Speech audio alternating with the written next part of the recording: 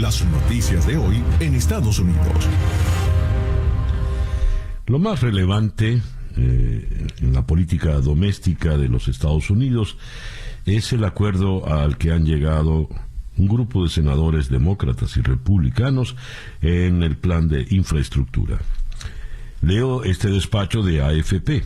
10 legisladores de los dos principales partidos de Estados Unidos anunciaron ayer un acuerdo tentativo sobre un plan de infraestructura realista, entre comillas, tras el colapso de las negociaciones entre el presidente Joe Biden y los legisladores republicanos.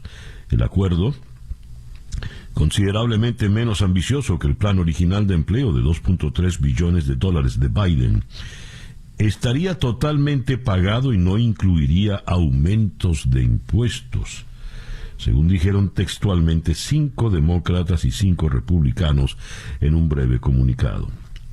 Nuestro grupo, leo del comunicado, ha trabajado de buena fe y ha llegado a un acuerdo bipartidista sobre un marco de compromiso realista para modernizar la infraestructura y las tecnologías energéticas de nuestra nación. Fin de la cita. Los detalles del plan no figuran en la declaración, lo que sugiere que existen dudas acerca de si en su forma actual será aprobado por ambas partes y la Casa Blanca. Medios estadounidenses que citan fuentes cercanas al acuerdo informaron que asciende a $1.2 billones en 8 años, con unos $579 mil millones de nuevos gastos sin que se instituyan nuevos impuestos a las empresas o a las rentas. El enigma de cómo pagar las mejoras a carreteras, puentes, puertos, tuberías y conexiones a Internet, que se produjo inmediatamente después de un gran gasto para reactivar la economía devastada por la pandemia de COVID-19, fue un punto clave en las negociaciones recientes entre Biden y los republicanos liderados por la senadora Shelley Moore Capito. Biden planteaba un aumento en la tasa de impuestos corporativos del 21 al 28% para ayudar a pagar el gasto en infraestructura, y luego señaló que estaría abierto a revisiones, así que quizá no, seguramente no pondrá objeciones a este acuerdo al que han llegado estos 10 senadores, tanto republicanos como demócratas. Además, se entiende que ese tipo de negociaciones se hacen con la buena aunque no sea pública, del presidente Biden. No es una acción aislada, evidentemente. Leo en otra información, la FDA extiende la validez de la vacuna de Johnson & Johnson ante el peligro de que millones de dosis expiren sin usarse. La Administración de Alimentos y Medicamentos, FDA por sus siglas en inglés, concluyó que las vacunas siguen siendo seguras y efectivas durante al menos 4 meses y medio, rectificando así su decisión del pasado mes de febrero, cuando indicaron que se pueden almacenar a niveles normales de refrigeración únicamente por 3 meses. El anuncio de ayer llega luego de que funcionarios estatales advirtieran que millones de dosis de esta vacuna almacenadas expirarían antes de fin de mes, sin que haya posibilidad de administrarlas por falta de demanda. Las fechas de vencimiento de las vacunas se basan en información proporcionada por los fabricantes de medicamentos sobre cuánto tiempo permanecen las vacunas con la concentración adecuada. Johnson & Johnson dijo que la FDA sumó esas 6 semanas basándose en datos de estudios en curso que evalúan la estabilidad de la vacuna. En una información del estado de Florida, del sur de Florida, tenemos 3 muertos, incluido el sospechoso, en un tiroteo en un supermercado Publix. Un tiroteo en un supermercado Publix dejó 3 personas muertas, incluyendo al sospechoso, según dijeron las autoridades en el día de ayer jueves. El tiroteo ocurrió a las 11:30 de la mañana en la tienda Publix en la 1100 de Royal Palm Beach Boulevard, en Royal Palm Beach, 15 millas al oeste de Palm Beach, en el condado de Palm Beach. No estuvo claro en el primer momento quién era el sospechoso. Las autoridades identificaron a las 3 víctimas como una mujer, un hombre y un niño. El niño habría cumplido 2 años a finales de este mes. El sospechoso se suicidó, dice acá. Esto ocurrió en Royal Palm Beach. Y el grueso de las... tengo acá otra información. El gobernador de Texas, Greg Abbott, el republicano, anuncia que construirá un muro en la frontera con México. Bien, sigamos adelante. Acusan a 6 de conspiración por el asalto al Capitolio de Estados Unidos.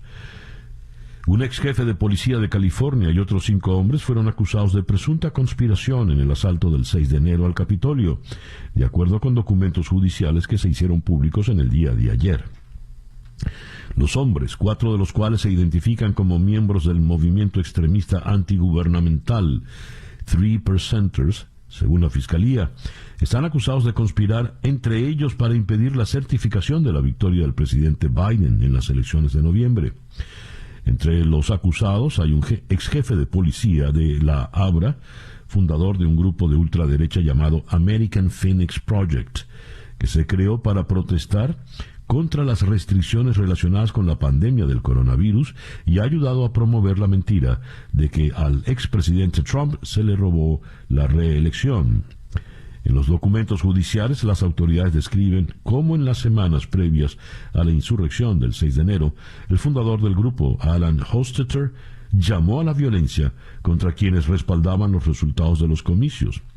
Durante una manifestación bajo el lema "Frenen el robo", celebrada en Huntington Beach el 12 de diciembre, Hostetter advirtió que Trump debía tomar posesión el 20 de enero. No se autorizó la investigación bipartidista de la comisión, no se autorizó conformar esa comisión, pero las investigaciones, como ven, siguen adelante. Luego, el grueso de información que tenemos es el que nos viene de la cumbre del G7, donde participa activamente el presidente Biden. El G7 se reúne con la promesa de donar vacunas contra el COVID-19. Tuvo un encuentro, por lo visto, muy positivo con el primer ministro británico Boris Johnson. Pero más adelante, en las noticias del mundo, ahondaremos en las informaciones del G7.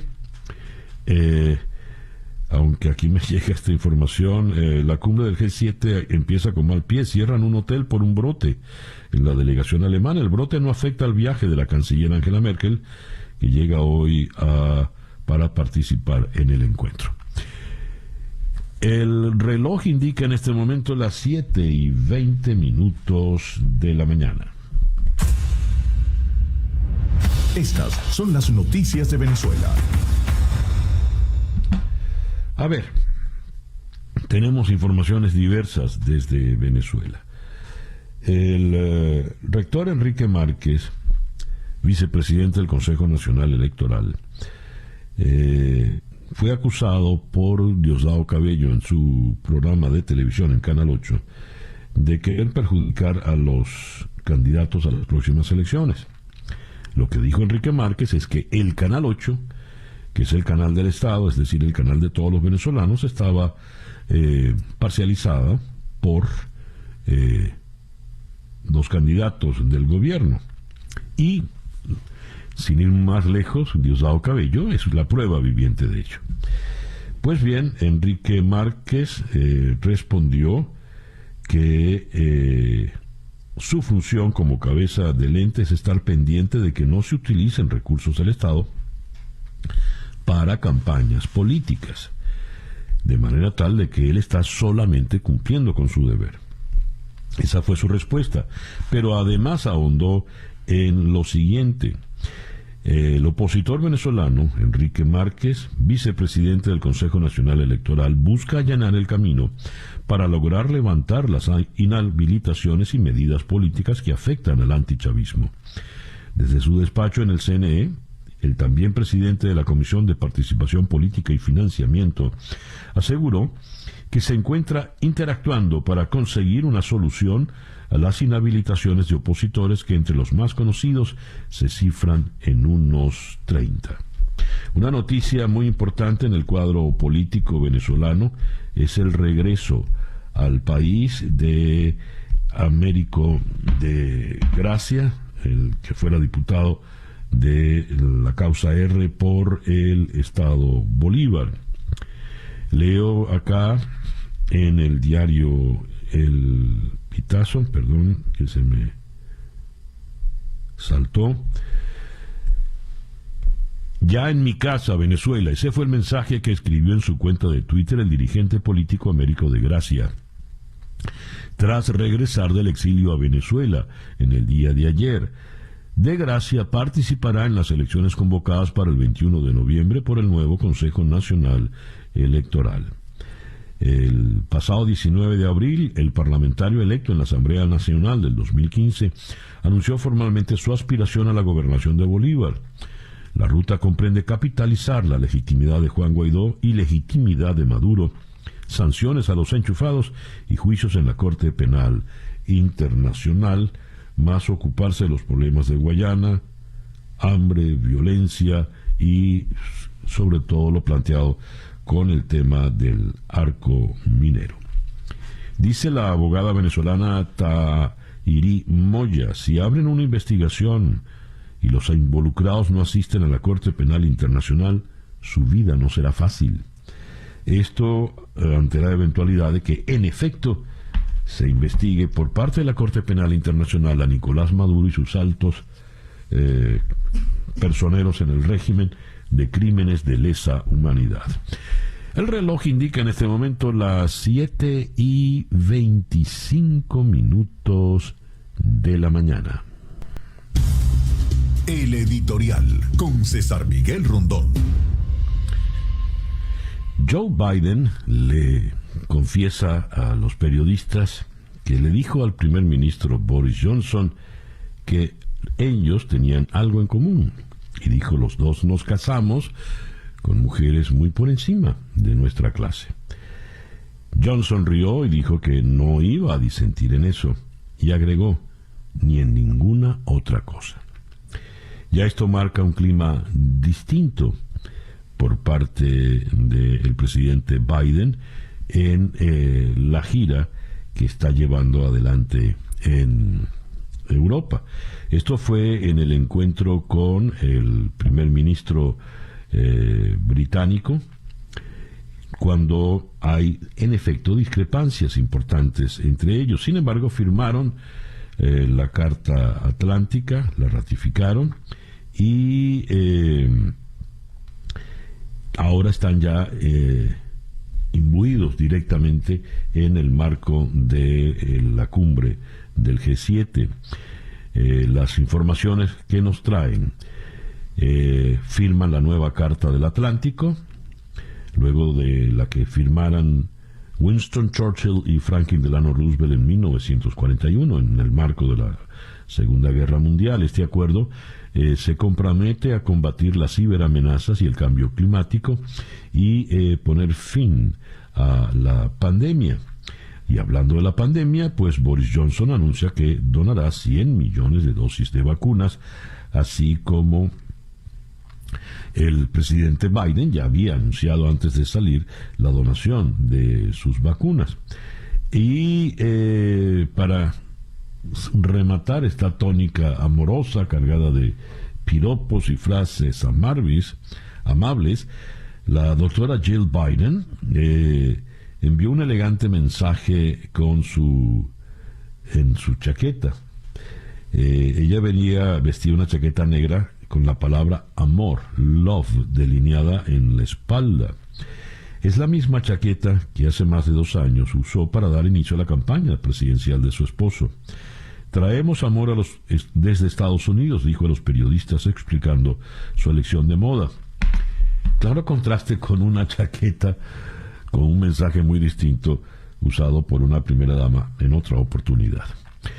Bien, ojalá ese ambiente de cordialidad se traduzca en hechos concretos, no solo entre Estados Unidos y el Reino Unido, sino entre Estados Unidos, el G7 y las naciones de la OTAN.